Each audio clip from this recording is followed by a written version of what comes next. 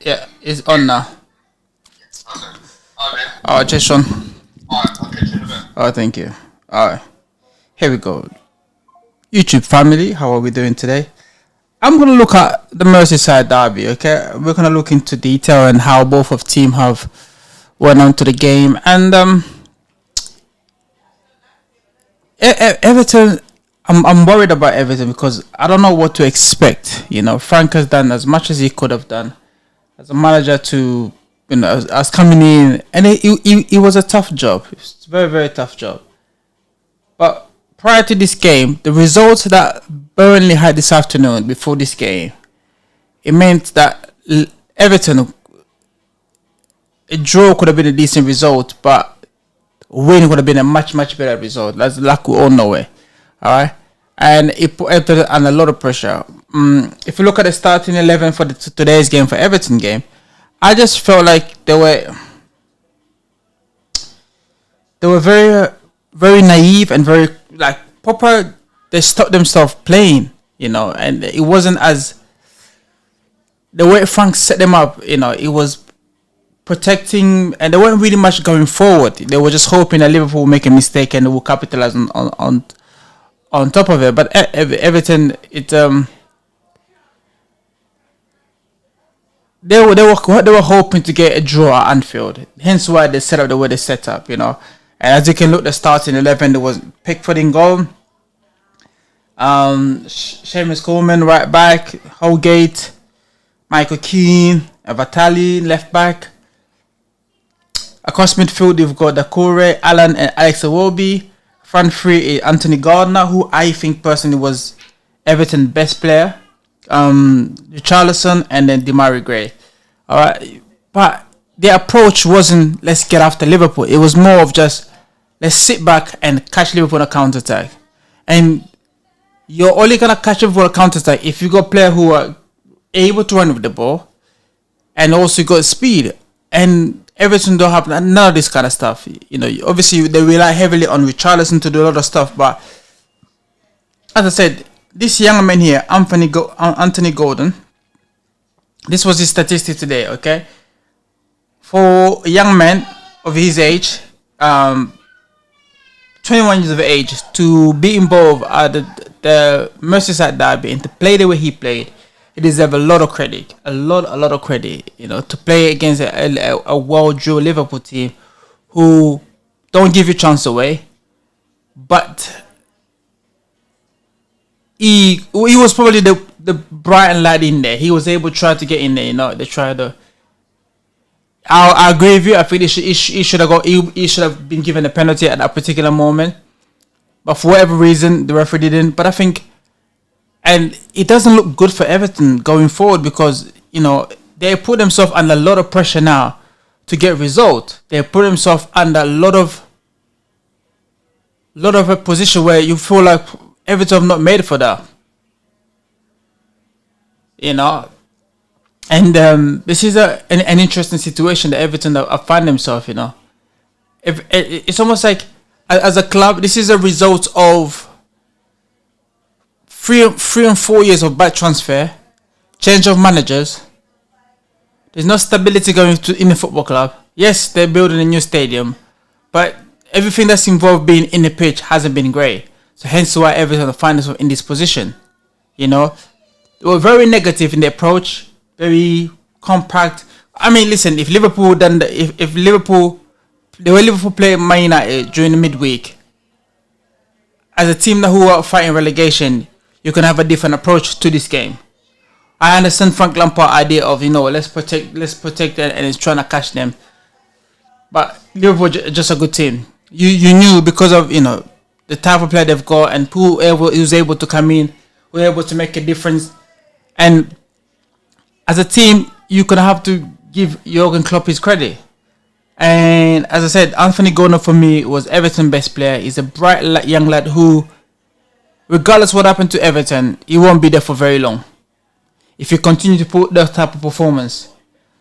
But Richarlison, is another one where you feel like if Everton end up going down, they're gonna have to keep hold of him. If not, they will lose him, which more likely end up to happen.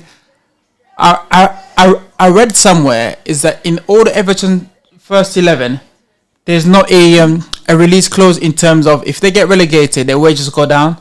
So which means some of those guys, when they get relegated, they wouldn't want to go anywhere else. I wouldn't be. I would have been killing myself to get anywhere else. Why would you do that? You know, and that is the scary part of it, where you feel like a football club like Everton. Yes, they didn't plan for this to happen, but it's a worry. It's a worry for me. As for Liverpool, okay, I will show you the remaining fixture for Liverpool going forward from now on to the end of the season. All right. And if Liverpool win every game, and Man City drop a point, they are champion. And Liverpool, they've got Villarreal. They've got Villarreal on Tuesday, I believe. Yeah, on Wednesday. Villarreal on Wednesday. They've got Villarreal on Wednesday, and they've got Newcastle Saturday afternoon. They've got Spurs on the 7th. They've got Aston Villa away on the 10th of May. They've got Liverpool as an FA Cup final on the 14th. They've got Southampton on the 15th of May. And the 22nd of May, they play Wolves at home. Between Liverpool and Man City, Liverpool have got the toughest running to the end of the season. City go Real Madrid, they've got Leeds. Again, Leeds are not pushover. This new manager, you never know. They've got Man City, they've got Newcastle at home, which I think this could be an interesting game because Newcastle will want to finish as high as they can in the table.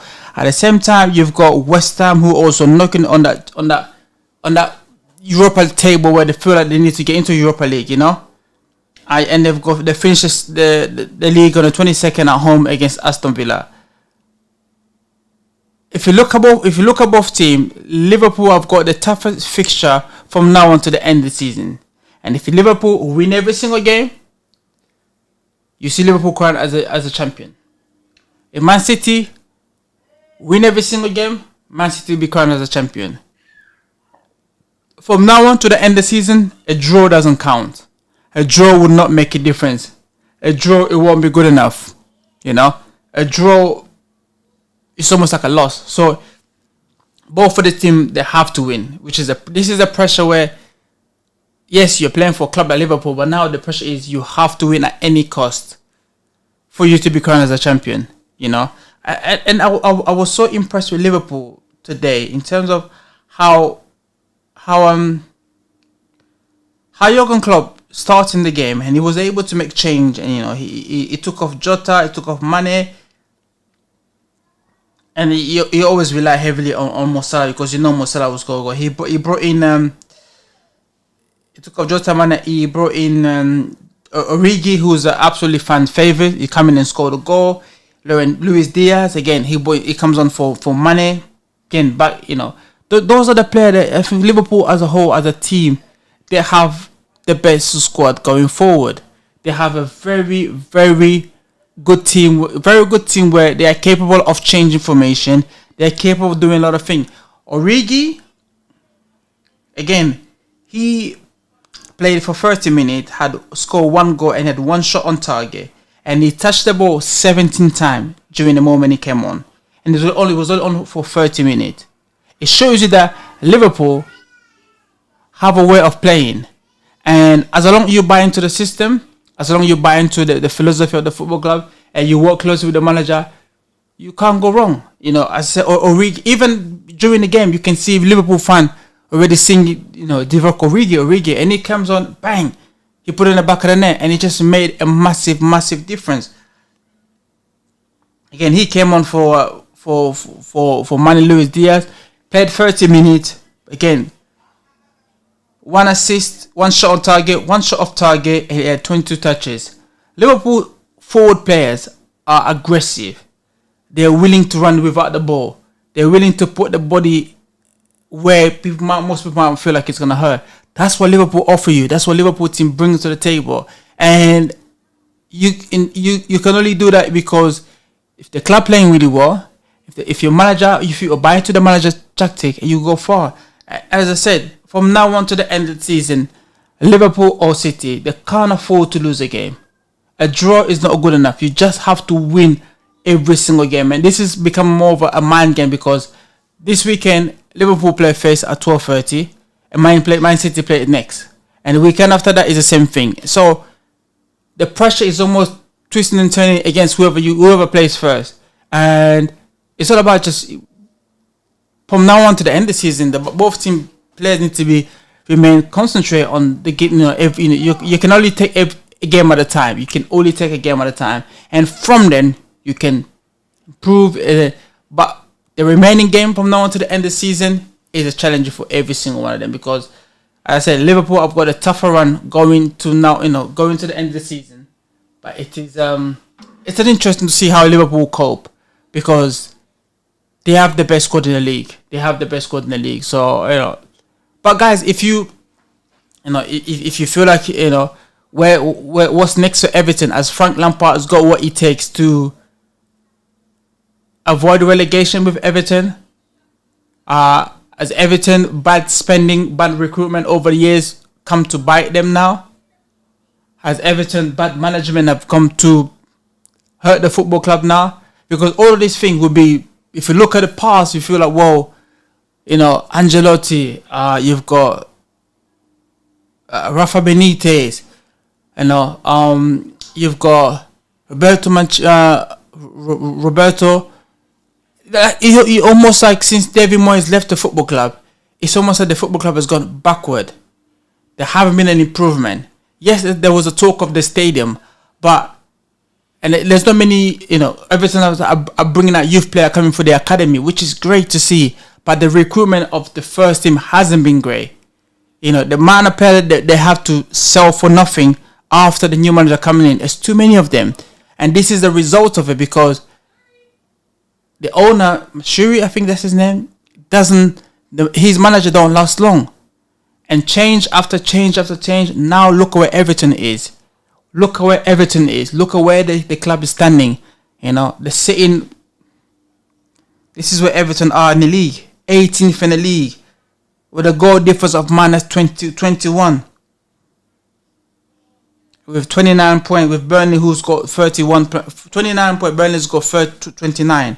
And it just shows you that if you're going to get the manager and get the recruitment, make sure you get everything right. Because if you see them during the whole year, as I said, Roberto, Ancelotti, what's his name? Rafa Benitez. The only one, and Duncan Ferguson, the only one that's never really been given a fair crack of it was Duncan Ferguson. And I think Duncan Ferguson should have been given, the moment that they let Rafa Benitez go, they should have given the job to Duncan Ferguson because he is an Everton legend. And we've seen how Everton perform under him. You give him the job and you let him see through the job to the end of the season before you make that decision. You bring in Frank Lampard, who's going to come with his own people. Yes, he's going to come with a new idea. But Frank Lampard, as a manager, you see if he don't speak very loud. But if give Duncan Ferguson, who won, he will get the Everton fan behind them. He will get the player running for him. He will get the player playing the right way. And no one will be messing around. There we go. Guys, if you like this video, please let me know your thoughts. Please let me know where you feel like this league, what will happen from now on to the end of the season. Who will win this league? Man City, Liverpool. I will see you on my next video. Make sure you share the video.